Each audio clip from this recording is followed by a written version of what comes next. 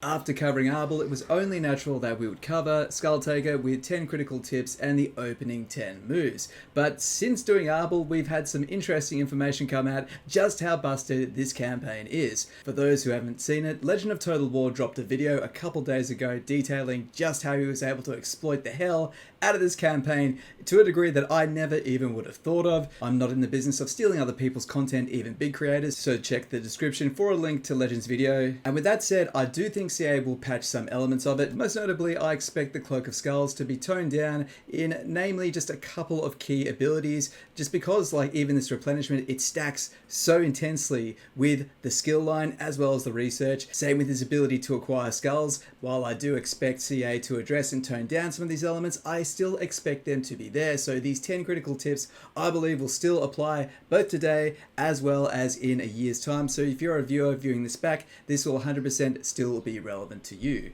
Now there's essentially two ways that you can play Skulltaker. One is a very aggressive playstyle revolving around raising and blood hosts. If you're a fan of Scarbrand, you're probably a total ace at this. But alternatively, there's more of an empire builder approach you can take, and of course it's a spectrum, you can move either way of it. So the goal of this is to show you a basket of the top 10 strategies. I would just like to caveat, the goal of this video is not to tell you how to play exactly one way with 10 tips. These are all 10 tips that produce high level results in my testing that you can choose to adopt or choose to ignore. I'm hearing from a few people that they think Khorne it gets boring rather quickly, so here's some new techniques that might spice up your campaigns, but being honest, smashy smash for the Blood God is still probably the way to go. If you are an excellent general and can make those blood hosts defeat armies twice their size, nothing can stop you. That said, I used this campaign as a sandbox to try out more of the empire building elements, and the results are certainly comparable, and just myself, I enjoyed having more to do than blood hosts. Jumping into tip 1, no matter how you play, is understanding Skulltaker. You may or may not know, he is a legendary lord specializing in fighting other lords. He wants to fight field battles against other generals. Defeating any lord will give you Champion's Essence, which you can use for Skull Cloak upgrades. There might be points where you slow down getting skulls, and whilst this won't cripple or even really slow you down that much, to get to that endgame power, you will certainly want to be having a lot of field battles, defeating lords, particularly ones that you haven't fought before. Your skull cloak is covered in bling of skulls of all shapes and sizes, different backgrounds, ethnicities, so being able to teleport into a new area and defeat a new race with all the different lord types will yield you the best return on your battles. Teleporting into a new location can be rather dangerous, and there's a few ways you can make this safer for yourself. Well, first of all, make sure that your melee stats are really beefy and the blood letters that are so efficient for you to take are at least empowered by these 3 basic points.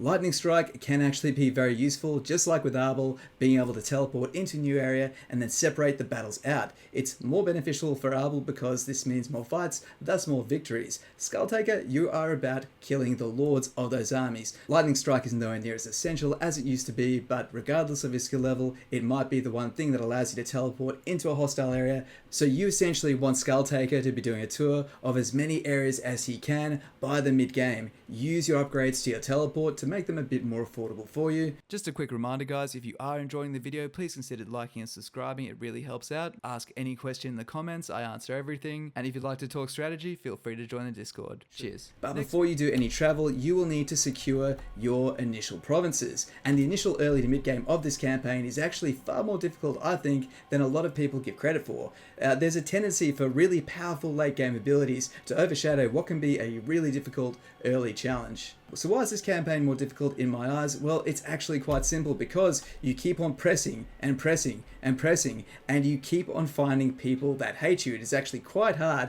to get yourself to a diplomatic border on one side. But Khorne is about taking and extracting gold, not about developing it itself. So as a result, you need to continually be on the offense, but you might not have enough armies to be able to defend your southern border. So what should your borders be? Well, you only need 2 provinces. Use one of your main provinces to use the portal for demonic units, then use your other to hire level 4 and level 5 mortal units.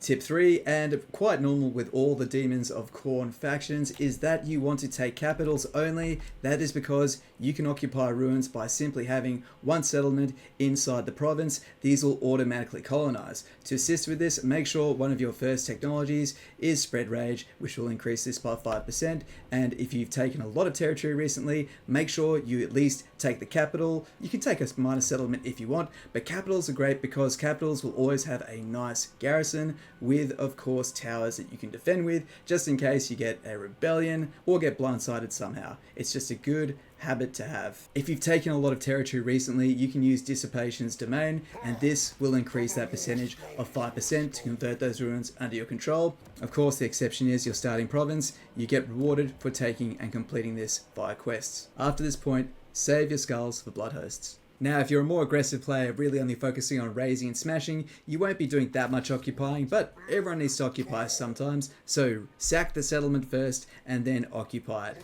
In most cases, this will give you some much needed gold on hand, and you will have a pretty high repair bill, but if that doesn't really bother you, don't worry about it.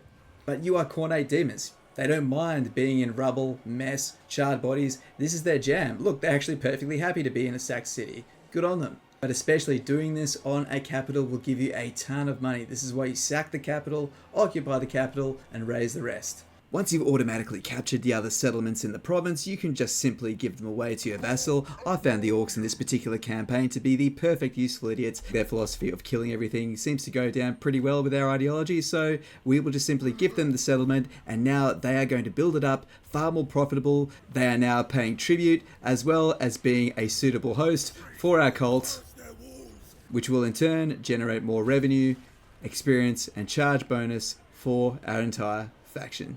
One of your faction strengths is the ability to get not only Blood Reapers, but get very, very cheap Bloodletters and Exalted Bloodletters. Making this abundantly clear, this is faction-wide, not Lord-specific. Every single Bloodletter that dies has a 10% chance to be restored into the army. I wouldn't worry about this one till at least sort of turn 15, but it is worth getting and it's very nice. And keep in mind, this applies to all of your demons now, not just Bloodletters. Speaking of Blood Hosts, there are a number of ways you can improve them, and the Pillar of War line of upgrades is very difficult to turn down, increasing your campaign movement and then just continually adding more and more units into your blood hosts. And this here is kind of like your late game trump card, and around turn 50, even if you've had a more laid back cruisy campaign where you've built up Empire style like I have here, you'll find yourself catching up pretty damn quickly just due to the sheer power of blood hosts. Tip number 5 is battlefield basics. Being completely honest, Khorne is actually one of the easier factions to play on the battlefield regardless of your legendary lord.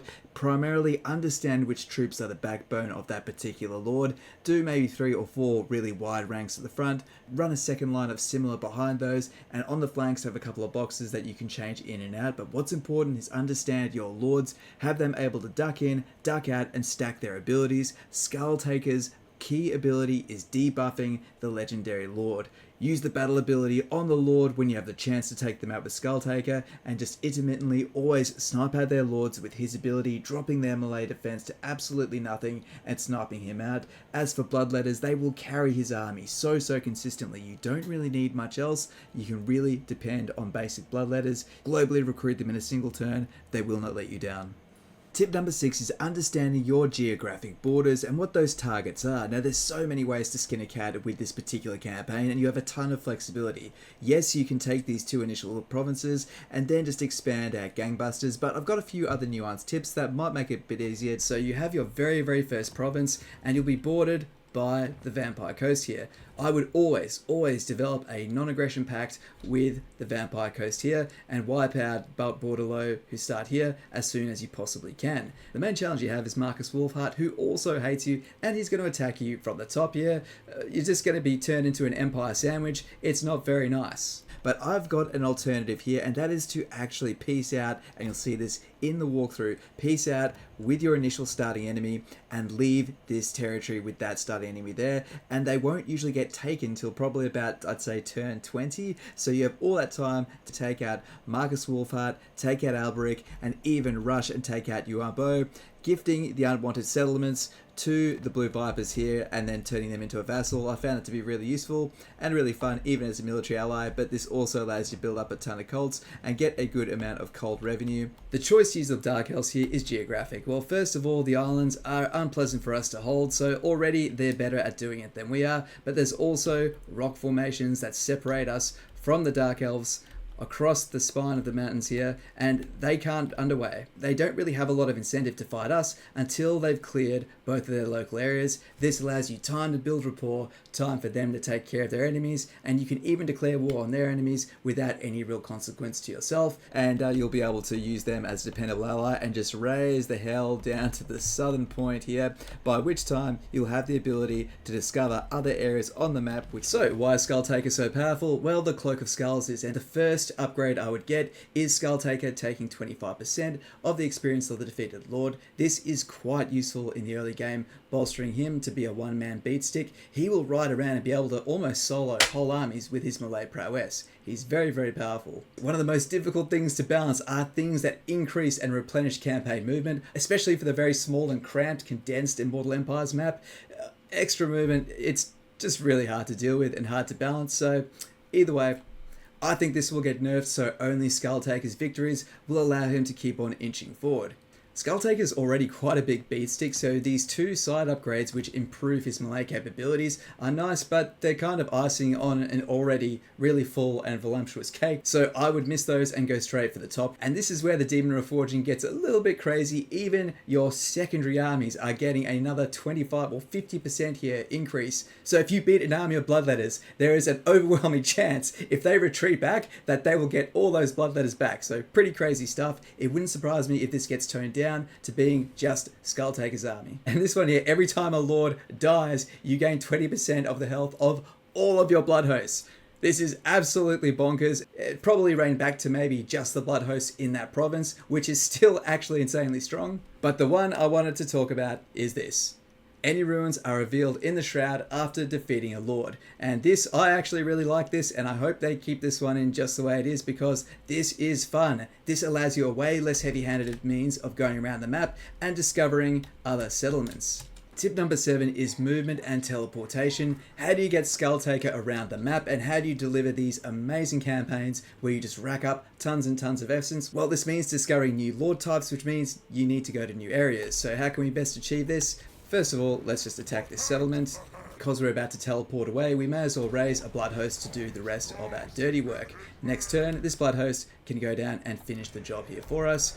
Well, the most obvious way we can get around the map quite easily is by using the teleportation mechanic. Let's find ourselves a lord. Dear Henk here will be our target, but we can only teleport to him if he is an enemy army. So we need to join the war. Let's join Scarbrand's war, a great way to also build rapport so we can get that Confederation.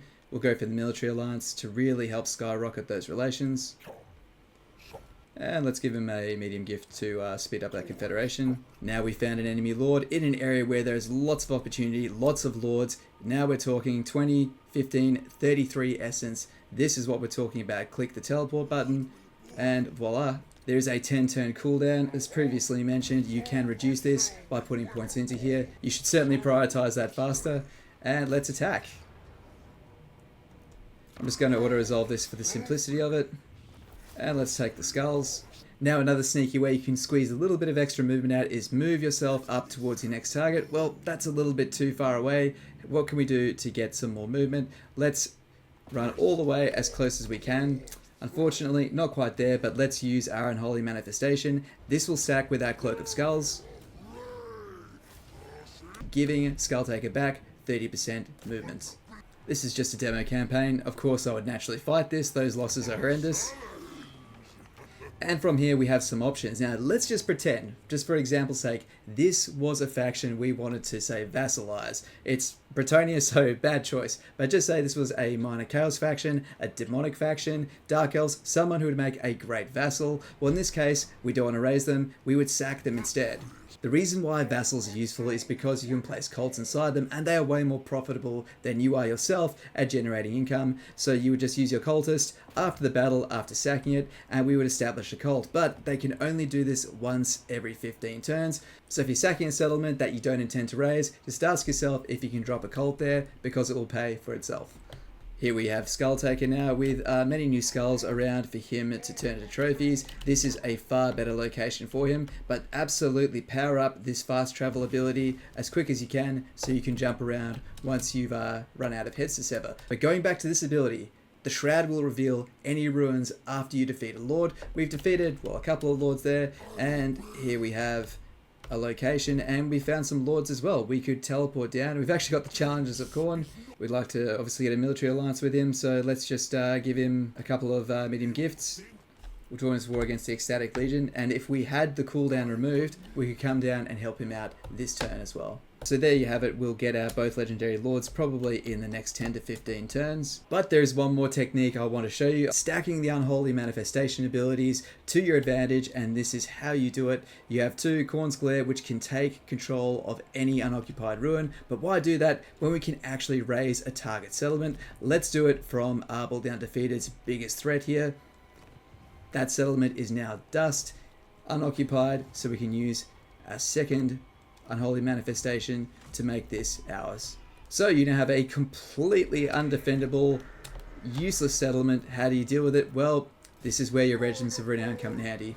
Hire a brand new lord, give him some stats.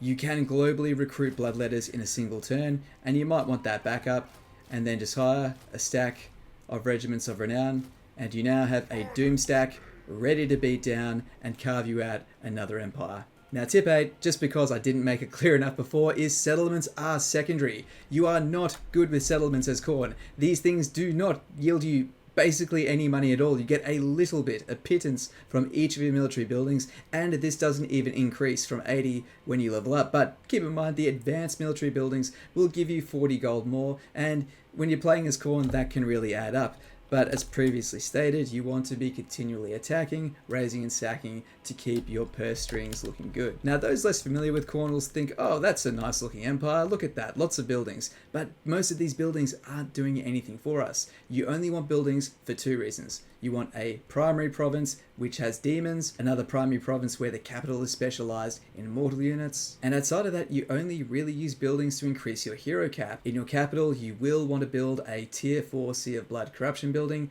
This will help unlock your legendary hero. But the buildings you do want to focus on are these, the resources, and not even all the resources, only some of them are good. Medicine is great. This boosts the hit points of all of your characters and provides a global buff to replenishment. Excellent stuff. Iron will give a faction-wide buff to armor. Excellent stuff. You will want to expand north and take Spectre Zuma as soon as you can because of this beautiful building, giving you the ability to unlock all 3 of your hero types and at a higher rank with some actually decent income attached to it. Gems are amazing, but outside of that, ask yourself, why are you building these buildings? Pottery, it provides a bit of gold, but honestly, this better off just hand it to your vassal. The best thing about vassals is they will build these up to far more profitable settlements, which you can then extract tribute from. It's a fantastic arrangement. They'll pay for the settlement, they'll build up the settlement, and then you can tax the hell out of them for the privilege of existing. So long as they keep taking skulls in the name of the Blood God, we ain't got a problem. Tip 9, cults for the Blood God. It's no secret, I freaking love the cult rework. I think it's excellent, and the extra work and attention needed to build up farms of cults to bolster your empire is more work, but I find it really, really rewarding. And if you're getting stale with your Khorne campaigns, this is a lot of fun. If you can get an ally into a vassal, or even just a peaceful agreement where you share enemies, put cults in all of their cities. Simply hire a cultist, run them into a building where there's not already a cult, drop the cult, and then disband them. This bypasses the 15 turn cooldown. However, if you set your cult up in an area where there's no corruption at all, you may want to keep that cultist around and build this building. Almost every cult I establish, I build this building first, because with the cultist present, it will deliver plus 15 Khorne corruption. If you can get corruption up to like 90 or 100, it is very hard to remove, but in the low levels, it's very, very hard to get off the ground. This will give it the kickstart it needs, and you want to back that building up with this, which already gives you some Khorne corruption, but also experience faction-wide and plus 2 charge bonus faction-wide. All of this stacks and it is really, really fun. Once you're rocking around 70-80 corruption, knock down that corruption building and build this, giving you plus 30 skulls and 200 income per turn. Here we have a settlement with 3 cults, and it's far more impressive than most of our provinces, most of which can't even break past 500 gold. Final bonus point is just Bloodhost Mayhem. At this point here where you have a ton of Bloodhosts, just use the fact you can teleport in, raise a settlement, raise a Bloodhost, and by this point in the game you are raising very, very powerful Bloodhosts. So I mean, they don't stand a chance. You have freaking Bloodthirsters in there, Soul Grinders. Unless they have armies in these provinces, there's not much they can really do. And you can just keep on daisy chaining these blood hosts, and as you can see here, we'll be able to take and then march on another settlement, and they can even reinforce each other. Now, whether you're going to go full Razy Smash or focus around your cults and gold, there's a few discrepancies that can occur, and I'll raise those as they come up. Let's get into it. Beginning a new legendary campaign, start off by joining your hero as usual and press R to speed up their speed, and on the battlefield choose your 3 bloodletters, and you want them as wide as they can go, but just a little bit of a gap in between because this will give you some tactical flexibility. Put Skulltaker and your Blood Reaver up the front, they'll be able to go between this gap if anything gets a bit too hard. Now put in the second line your Exalted Bloodletters. They will be going around the flank if needed and then hitting the enemy in the rear. You now have your Prized Cavalry. They'll go out here on the wing. Number them, say number 5. And the Blood Beasts of Khorne will go on your other flank. Control A, hold Alt to move the formation and move them up to the line here. Start the battle and they will be rather afraid of you, meaning you can be the one who sets the terms. We want to be out here in the open, charging downhill. Drag your formation out to here and click fast forward. Whilst fast forward is on, just give them a quick moment to regain their strength. Fatigue is a huge modifier. A lot of people are unaware just how serious it is. Now we're going to move our whole army up. But now, draw a line out to one flank and then out to another with your cavalry units. Move up just outside their range. They are a ranged army, so they're holding a defensive formation where they hold the advantage. What's important here is attacking them so all our pieces hit at once. We're going to send our cavalry into the ranged unit in the rear and then do the same with our brutes. And just pair them up. Really quickly pair them up. If you're new, you can pause the game and this will give you the opportunity you need. So keep on clicking right click, left and right to move your lord out and now face the enemy lord down with him. Using your ability to drop his melee defense, this means his chance to resist your shots is virtually nil now. Now use your army of wide abilities, try to catch a few units with this to boost their melee attack, their chance to hit radically increased. Send your blood shrine into the rear of the enemy. Now that his ability is worn off, let's stack another ability onto the enemy lord. Looking at that really low melee defense, there's no way Skulltaker is missing him. Now Control A, deselect guard mode. Now get your Juggernauts to chase down the last of the enemies. Do your battles manually, it'll get you a few more skulls in many cases. You'll want those. Let's move Skulltaker up. We're playing a bit safe, but we're going to get Spread Rage. This will give you 5% more chance to occupy ruined territories. It just lowers the chance a neutral faction will take it off you. Use Unholy Manifestations to drop an army onto Skulltaker. Just fight it manually, it's worth the practice. Having your flanking units quickly numbered can be really useful. Left click and drag and hold control as well to pivot the formation. Our front line's getting beat up a bit, so we're going to pull them back and we're going to charge a new Exalted Bloodletters in their place. Even just for like 6-7 seconds, so they can all have a couple of swings, will really help you. Did you guess we're going to take the skulls? Yep, we're going to take the skulls. We'll take every bit we can right now. Now finally our recruitment, get 2 Bloodletters in Skulltaker's army and then hire from your capital the 2 best Blood Reavers you can find. Make sure your first point for Skulltaker is in Route Marcher, and from here you don't really need to power up his stats, he hits hard enough. If you're really insecure, you can bolster your Bloodletters, but you don't really need more melee attack with them. I would opt for Call to Bloodletting, increasing your post-battle loot, allowing you to work towards Lightning Strike, a bit of an insurance policy later in the campaign. Your Blood Reaver, 1 point absolutely compulsory in increased mobility. If you have 3 of them in your army, you only need 1 of them using this ability. It caps out. Turn 2, join your Blood Reapers, but before you ever join heroes, make sure you don't run out of campaign movement. Send your lord and their army there first, and then get the heroes.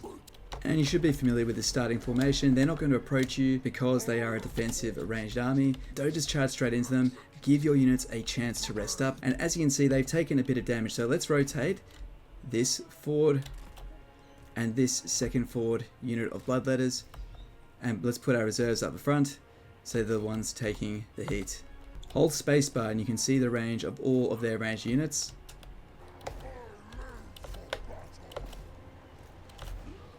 Using your buffs. Alright, victory, and usually you would sack this or raise the blood host, but in this case we're just going to occupy and get those sweet champion essence, and that will allow us to forward one of our first upgrades, and we're going to choose this one here, gaining us a bit more experience on Skulltaker, allowing him to throw down even harder. Now diplomacy, there will be a Skaven faction that should be close to death, very desperate and willing to give you some money, even more money, so take everything he's worth because he won't be around shortly. Build the growth building, an even bigger bump to replenishment, don't bother upgrading this one just yet. Now hire a second lord. I like to go the Chaos Lords, just nice high armor, really dependable, really tanky. Hire 2 bloodletters in your brand new lord's army, and end your turn. Alright, turn 3, you have a couple of multi-choices here. Now 1, you can try to complete your first province, or you can quite easily, by moving your brand new army down to this line here, and then turn 4, taking this settlement. You achieve this by putting 2 of the Blood Reavers from Skulltaker's army into his army. You will have enough oomph to defeat this lord. The problem is this does put you right kind of dipping into the enemy territory, or what would be your enemy territory. We have already diplomatic contact with Itza. I don't mind joining one of his wars, hopefully taking a little bit of heat off us. It makes a bit of coin in the process. I don't think that'll tip it to the positive. Nope, he really doesn't like us, but that's okay. We weren't expecting that to change much. If you wanted to take this, your second army, and it'll take him up to turn 7 to get to this settlement here. So it can be done. The problem is you might end up getting a bit of a pushback from Bordello, and we want to focus on taking out Marcus Wolfheart as soon as possible. But we're going to try an alternative method here, and that's to keep us above this line here by not taking this, and we achieve this by piecing out, because we don't actually gain that much from owning this province. Yes, we get a boost to growth, but we don't really need units outside of bloodletters in these formative turns. Our next target is Talaxlan. He's at war with Bordello, so we make some money by joining the war with Bordello. So we join the war and we send Skulltaker up. Alright, so first besiege with Skulltaker. Force march your second lord, aiming to get as close as you can to Zatui, which will put you in reinforcement range. 3 skinny lines. We're choosing skinny lines because this makes us less susceptible to missiles. Heroes at the front, and we're just going to go barreling for that front door. Let's charge in. So we've got some basic bloodletters with a lot of health. Let's send these ones up to the walls and start jousting for a bit of fun. If the enemy has lots and lots of missile units, then I definitely wouldn't do this, but we can afford to have a little bit of fun. Easily able to dispatch the skinks. And we have a challenger. You want to go, mate? Let's do it. Oh, alright, he's pretty big. Use those abilities, stack them all on. If you need to, try and barge these units through. Turn guard mode off and chase enemies down and chase them to hell. Now, to make sure we clear this area as quickly as possible, we're going to raise this building. Let's now move Skulltaker as far north as you can. Hire yourself 2 or 3 bloodletters, whatever you need to get your unit count back up to 15. Now move one of your blood reavers into your new army, and now give him the increased mobility. So you now have 2 lords with increased mobility, and get route marcher to improve movement. So movement obviously very key here. Turn 4, and the reason why we raised this settlement last turn is to allow a contingency. I've noticed when I tried this out on the easy difficulties, basically Albrecht tends to stay in this settlement. On the harder difficulties, he tends to force march here to try and reach the last settlement of his only enemy. Hover over Albrecht to see his reinforcement range, and just make sure you're within that with your second army. And you know what, just to make sure, and on the battlefield we'll just do 3 ranks of units, and then in reserve we'll just put a square of bloodletters as well as our cavalry on the flanks. Now put your nimble units in reserve behind the back line. Keep them safe because we'll use those to outflank and outmaneuver the enemy. Absolutely worth doing that manually. You can do it with way less casualties and just take advantage of your superior units. And that's a ton of skulls, which is going to really come in handy soon enough. Now, if you didn't get that battle there, you're going to have to face him at his capital in this corner here. So just keep that in mind. You'd end up having to send 2 armies here on turn 4, raise this, and then raise another blood host here, and then send them over there, and that way you're guaranteed to be safe to defeat Imrik if you're at all concerned. Unholy Resilience will make Skulltaker much better at replenishing himself, and we'll get Lightning Strike to ensure he has no problems ever again. So move your second army as far as they'll go, close to Zati.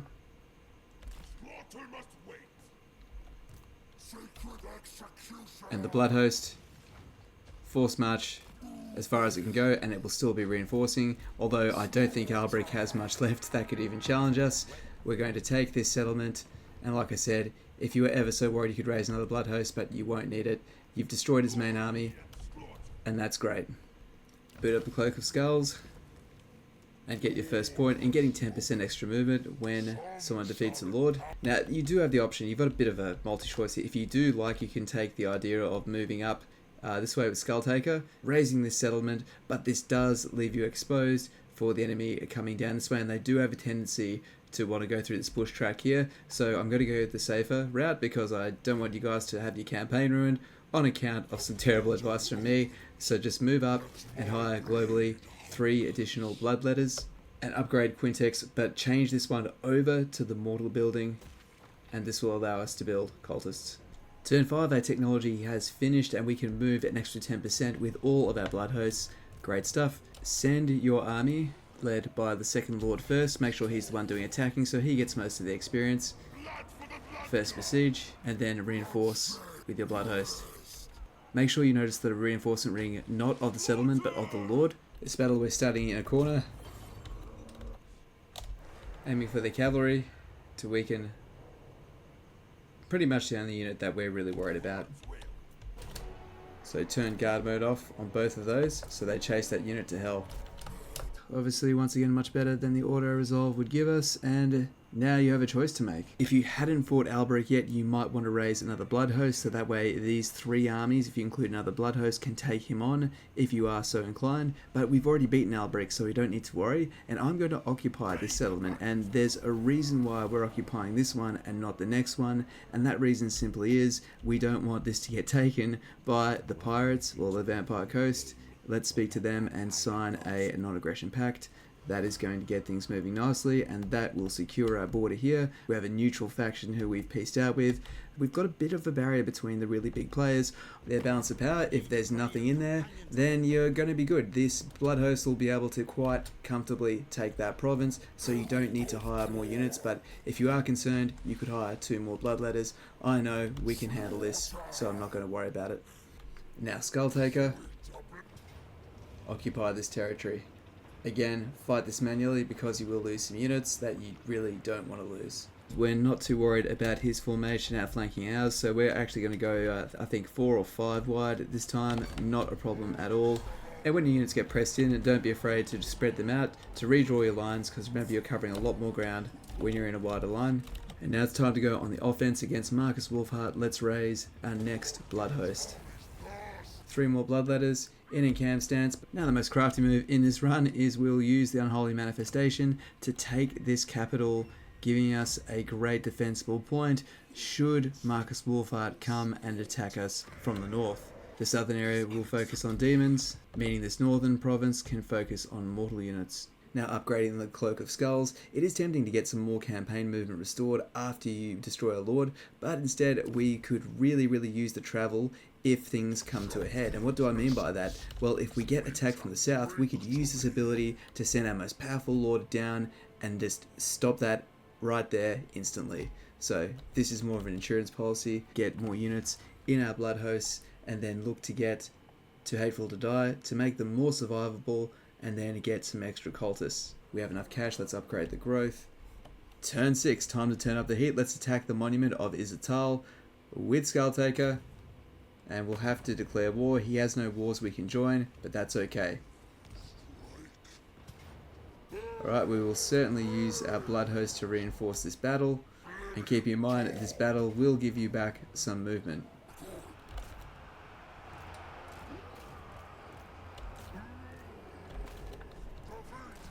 Yeah. Let's burn this to the ground and get some skulls. And there we have the lightning strike fully leveled up. Getting some more physical resistance. On your Blood Reapers, a pretty good choice. Now this Blood Host has 3 turns to live, or 3 turns till it disappears, but he's also a fantastic piece of bait in this jungle area here with really high 80% chance to avoid a successful ambush. So you can choose to ambush and protect this army, or you can choose to replenish. I'm feeling a bit more on the cautious side because we do have a really big battle to fight, and I clearly don't want to lose it, so that's why I've chosen to replenish instead.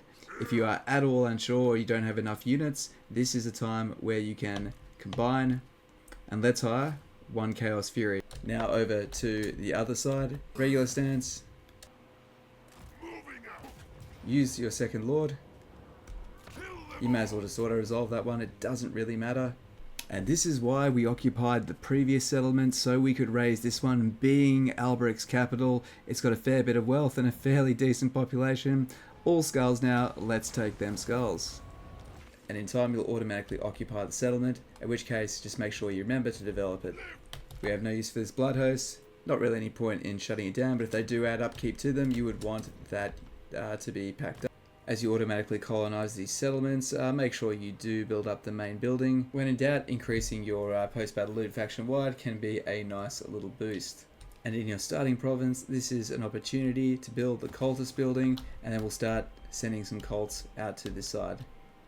And here's the main event, Skulltaker versus Marcus Wolfheart and 2 other small support armies. Let's do it. So if the ambush does hold, you'll be able to take apart his armies piecemeal by using Lightning Strike. If it fails and you get attacked like this is how you do it. This is how you beat several Empire armies at once in the early stages. Your Bloodletters can easily outpower their basic infantry, which haven't been powered up by their general or by stats. That unit of Furies you hired earlier can easily flank around and take apart their basic archers, which are very pathetic in melee. Just stay wide, pair up your units, and set up flanks. And lining up turn number 8, that was obviously a very brutal end turn for Mr. Wolfheart. And there's Yuan Bo as well. What's he looking like? So he starts at war with the Blue Vipers, and you have the opportunity now to wipe him out if you so choose, and you can even look to vassalize the Blue Vipers. Start unlocking his unique tree. An extra 10% campaign movement after winning will certainly be useful right here. 1 army down, and that is the beauty of Lightning Strike in full force there. So settlement is tier 2, let's take it. And we're just going to do a good old fashioned smash down the front door. And there we go, and we managed to get our Furies resurrected thanks to our Demons Reforged abilities. I think I would rather hold this and try to take out Yuan Bo as quickly as possible. Looking at Yuan Bo's armies, he's mostly got peasants, so you know what, a unit of hounds would actually be the really hard counter to that. I will get some hounds. The last army will be the Blood Host, and I'm quite happy to auto-resolve that. Skulls for the Skull Throne. He now has no settlements left, so that is Marcus Wolfheart defeated. Champions of the Chosen will give missile block as well as extra demon reforged chance. 2 Bloodletters, that's 100% what we want. -5 leadership to all enemies in the area, that's really going to help us rout the enemy. Whilst it would be nice to uncover any ruins after defeating a lord, we first need to be able to afford the teleport, so I'm going to double down on teleport and make that even cheaper. Alright, let's join this war. Oh, you almost become a vassal. Alright, let's do this. Let's have some fun. And now this is going to be one hell of a fight. We do have a bit of a choke point here, and we are going to absolutely take as much advantage of that as possible.